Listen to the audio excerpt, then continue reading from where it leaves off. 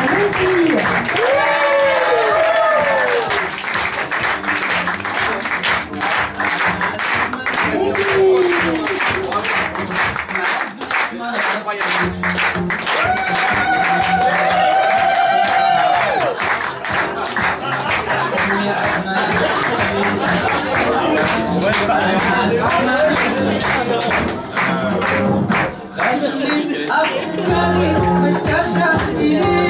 Applaudissements pour Manique, s'il vous plaît.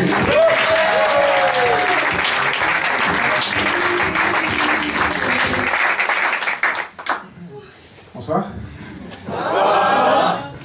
Alors, ravi d'être ici ce soir. Moi, mon prénom, c'est Mehdi. Mais si on veut le prononcer avec un petit peu d'ambition et de courage, c'est plutôt le Mehdi.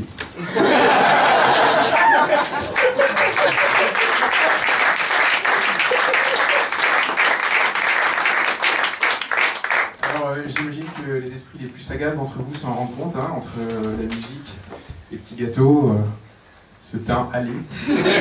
Un H qu'il faut prononcer avec qu'il faut aspirer avec la force d'un Dyson tout neuf. Il ne reste plus de place au doute. Hein. Moi, vous imaginez bien mon background culturel, c'est la mythologie grecque.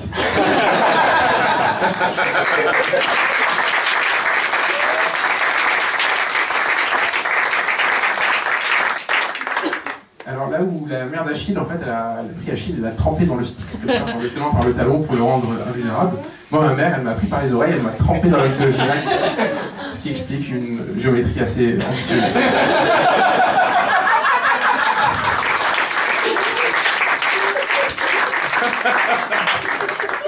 Et pour nous, en fait, la mythologie grecque, c'était pas juste des histoires avant de dormir, hein, c'était un mode de vie, c'était un lifestyle.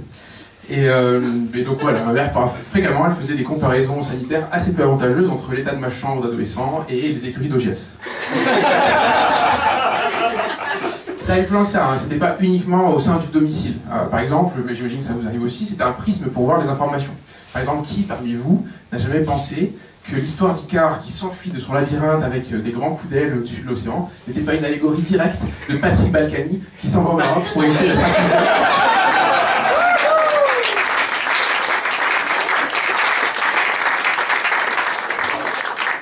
Il y a un point commun, hein, les deux ont caressé le soleil et puis ont coulé.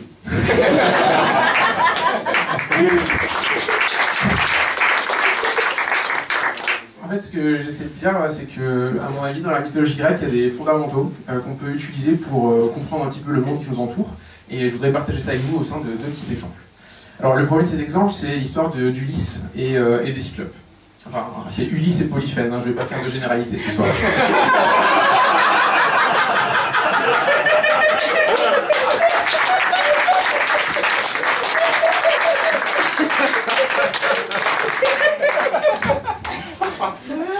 Alors j'imagine que vous connaissez tous cette histoire, hein. C'est Ulysse et ses compagnons qui arrivent sur une plage, une France déserte. Malheureusement, Polyphène arrive, les attrape, les enferme dans sa caverne, avec pour projet néfaste de les consommer un par un. Et là, subitement, Ulysse, le rusé, et ses camarades donc arrivent à percer malheureusement l'œil du Cyclope, et du coup à s'enfuir en lui faisant croire qu'il s'appelle personne. À partir de là, deux conclusions.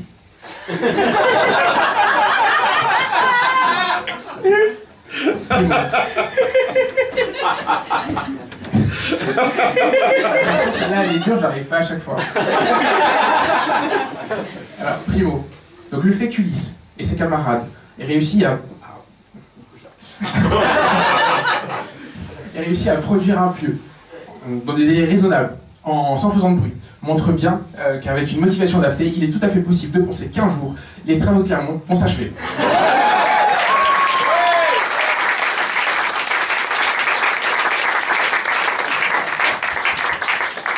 Alors deux duos. Donc on voit que lorsque Polyphène du coup se fait percer l'œil, en fait il y a un manque clair de solidarité, d'empathie et d'altruisme de la part des Cyclopes. Et en fait ça...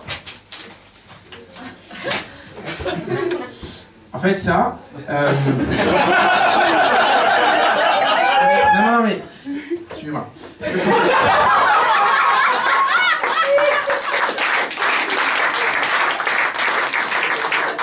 En fait, ça, c'est parce que les Cyclopes, ils ont qu'un œil. Donc en fait, un œil, c'est un seul point de vue. Ce qui veut dire, en fait, c'est une seule idée. Et donc, c'est monomaniaque. Et en fait, c'est avec Bruno Retailleau.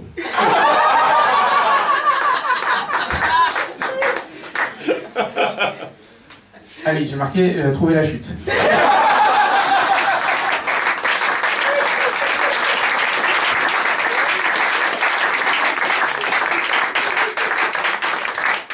Il n'est pas ouf celui-là. Je vais en prendre un autre, c'est la guerre de Troie. Donc, vous connaissez tous la guerre de Troie, et évidemment vous savez que l'origine de cette guerre de Troie, c'est la pomme de la discorde que les dieux ont donnée à Paris, qui à l'époque était berger, mais en fait avait une ascendance royale. Paris, en fait, on lui demande de choisir entre 3 déesses et d'offrir la pomme à la déesse qui pense être la plus belle. Et c'est à cause, ou grâce à cette pomme, que Hélène, qui était la femme de Ménélas, part avec Paris jusqu'à Troie. Et évidemment, ils partent à 2.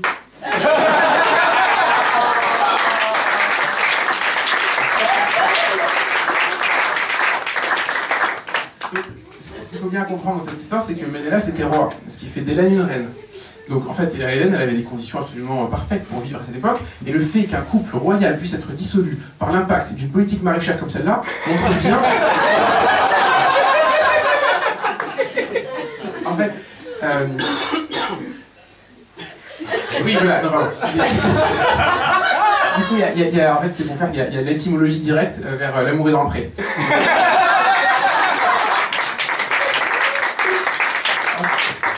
En fait, ce que j'essaie de dire par là, c'est que...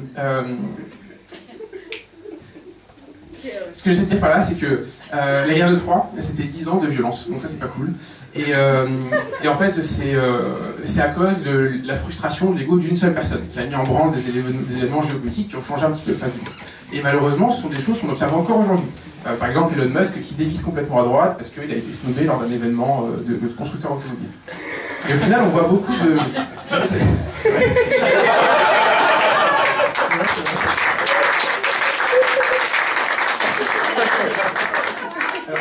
Et il y a beaucoup de similitudes entre un paysan de l'époque, en fait, qui est en train de pêcher sa terre comme ça, à qui on vient taper sur l'épaule en disant « Chers concitoyens, nous sommes en guerre. Il y aura des conseils de défense tous les mercredis après-midi. » Et du coup, un électeur de l'Ohio qui allume sa télé, tombe sur Fox News et voit... Attention, là ça va être le moment des effets spéciaux.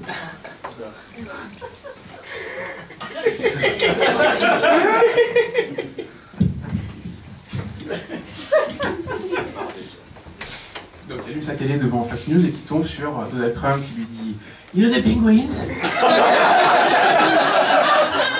They've been ripping us off for many years now. They've been ripping us off. And it's not good. It's not good. They've been stealing on millions and millions and millions and billions from us. But not anymore.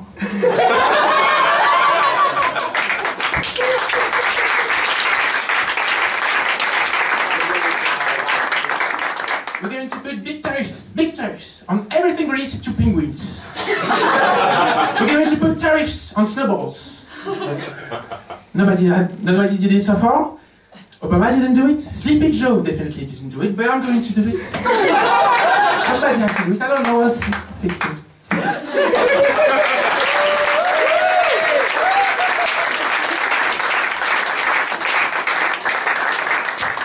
Ce discours de Liberation Day, pour moi, c'est l'équivalent moderne de Paris qui donne la pomme à la mauvaise déesse. De l'intérieur, ça a l'air d'être une bonne idée, sans conséquence. Mais en fait, je suis sûr que ce sera un cas d'école dont on parlera longtemps et qui sera étudié dans les classes de CE2, CM1 par tous les élèves qui auront choisi option Goldman Sachs comme la demande de Madame Barenborn.